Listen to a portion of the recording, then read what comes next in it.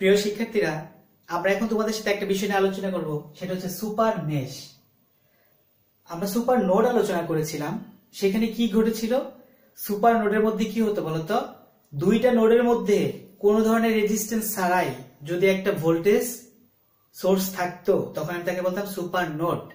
দুইটা নোডের মধ্যে একটা ভোল্টেজ সোর্স ছিল উইদাউট এনি রেজিস্ট্যান্স, ওটা হচ্ছে সুপার নোড।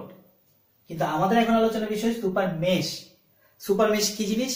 সুপার মেশ হচ্ছে যদি দুইটা মেশের মাঝে কোনো ধরনের রেজিস্ট্যান্স ছাড়া একটা কারেন্ট সোর্স যুক্ত থাকে, তাকে বলবো সুপার মেশ। এই দেখো, এইটা একটা মেশ, এটা একটা মেশ। এই মেশ এবং এই মেশ, এই দুই মেশের মাঝে একটা কারেন্ট সোর্স, এই কারেন্ট সোর্সের সাথে কোনো রেজিস্ট্যান্স নাই। তার মানে হচ্ছে এই দুই মেশ হচ্ছে আমার সুপার মেশ। এবার আসো যে সুপার মেশ যদি থাকে তাহলে আমি কিভাবে সার্কিট সলিউশন করব। সুপার মেশ থাকলে আমি ধরে নিব যে এই অংশটুকু আমার মাঝে নাই, এই অংশটুকু আমার নাই। এই দুইটা মেশকে আমি একটা মেশ হিসেবে কল্পনা করব এবং একটা মেশ হিসেবে কেভিএল প্রয়োগ করব। আমি আবার বলি, যখন সুপার মেশ থাকবে তখন আমি ধরে নিব যে এই সুপার মেশ অংশটা এই অংশটুকুর মধ্যে নাই, মনে মনে ধরে নিবে। তাহলে এইটুকু যদি না থাকে তাহলে পুরাটা হচ্ছে একটা মেশ হয়ে যায়। তাহলে এই পুরো একটা মেশের মধ্যে তুমি কি করবা? তখন কেভিএল প্রয়োগ করবা। তাহলে এই সার্কিটটা আমি সলিউশন করি। এই সার্কিটের মধ্যে আমাকে কি বের করতে বলা হয়েছে?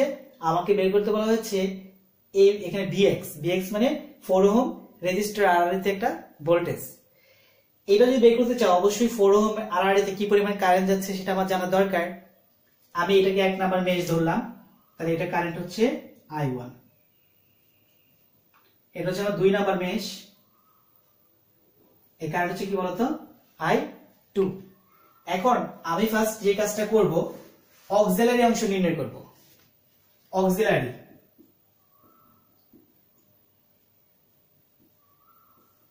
অংশটা কি? অক্সিলারি অংশ হচ্ছে যেখানে সুপার মেশ থাকবে সেই সুপার মেশ। এই দেখো, এই দুইটা I1 I2 এর মাঝে কে সুপার মেশ। তাহলে I1 থেকে I2 বাদ দিব, অথবা I2 থেকে I1 বাদ দিব। বাদ দিলে কি মান পাবো? 3 এম্পিয়ার।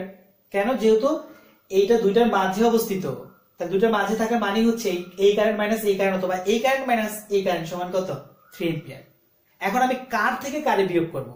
আমি কি I1 থেকে I2 কে বিয়োগ করব, নাকি I2 থেকে I1 বিয়োগ করব সমান 3 এম্পিয়ার লিখব? এইটা হচ্ছে, একটু লক্ষ্য করো, আমার সোর্সের ডিরেকশন উপরের দিকে। এবার বলো তো, আমার এই দুই কারেন্টের মধ্যে কার কারেন্ট সোর্সের ডিরেকশনের সাথে মিলেছে? সোর্সের ডিরেকশন উপরের দিকে। আমার 1 নাম্বার বেশি কারেন্ট I1, 2 নাম্বার বেশি কারেন্ট I2। এখন তুমি চিন্তা করবা যে এই দুইটা কারেন্টের মধ্যে কোন কারেন্ট এই যে সোর্স কারেন্ট সে তার দিকে আছে।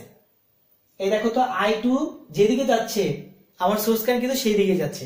I2 এদিক থেকে উপরের দিকে যাচ্ছে, সোর্স কারেন্টও কি উপরের দিকে যাচ্ছে। তাহলে এই I2 থেকে সবসময় I1 বিয়োগ করবে। তুমি যদি উল্টা করে সমস্যা নেই, তুমি মাইনাস দিবা।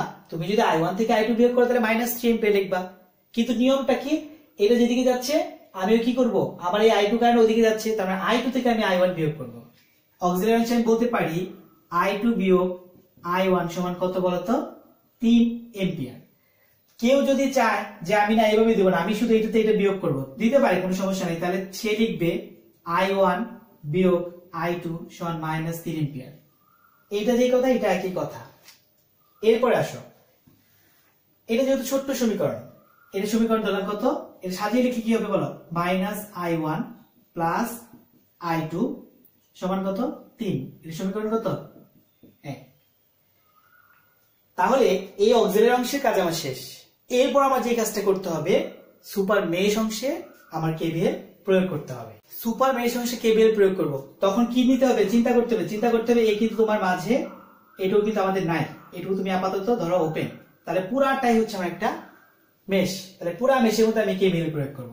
পুরা মেশে যদি কেভিএল প্রয়োগ করো, একটু লক্ষ্য করো তো, এই I1 কারেন্ট কার কার জন্য?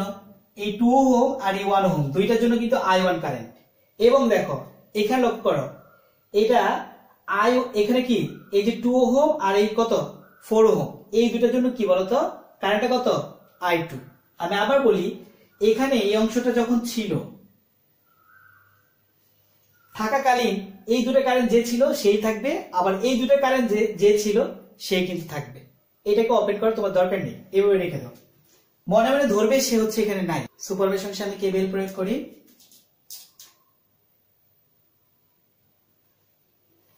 ফার্স্টে আসো, এর মান কত 1i1 প্লাস এর মানটা কত 2i1। এদিকে যাও, এর মানটা কত প্লাস 2i2।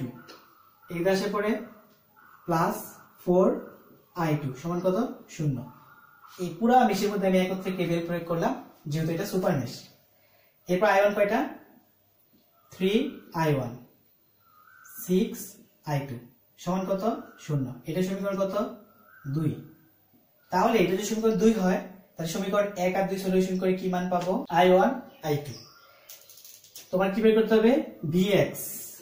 vx সমান কত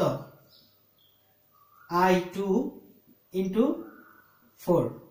তাহলে i2 মান কত 1 ইনটু 4 4 ভোল্ট। তাহলে vx এর মান হচ্ছে কত 4 ভোল্ট। তাহলে এই প্রক্রিয়ায় একটা সুপার মেশ যদি থাকে সার্কিটের মধ্যে সলিউশন করতে হবে। শিক্ষার্থীরা ধন্যবাদ সবাইকে।